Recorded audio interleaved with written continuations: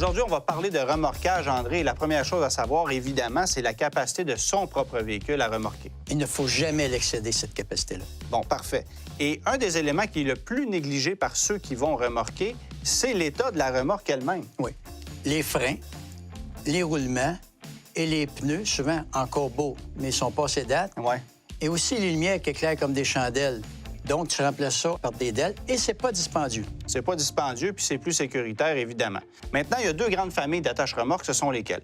Il y a la sellette qui s'installe à l'intérieur d'une boîte de camion. Oui. Et aussi la deuxième catégorie avec une boule. Ces catégories-là se classent de 1 à 5.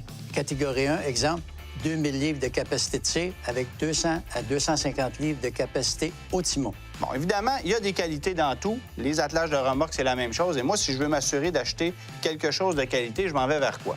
Tucker. Tout simplement, les produits, c'est une gamme étendue, des produits qui ne rouillent pas et d'installation facile.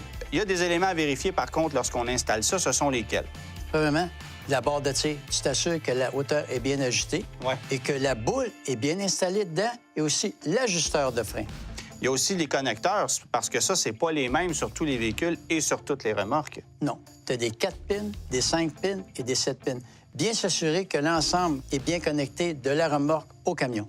En terminant, André, quand on conduit un véhicule avec une remorque, le comportement routier change drastiquement. Il faut notamment diminuer sa vitesse. Oui, je dirais même qu'avant de partir, on s'assure que la main est bien installée sur la boule, les chaînes attachées en X. Et pour le comportement routier, c'est sûr, les vents, il faut toujours s'assurer que peut avoir une influence sur le véhicule et les freins ne fonctionneront plus de la même façon. Non. Donc, il faut être sécuritaire. Merci, André. Cette chronique est une présentation de Pièces d'Auto Super.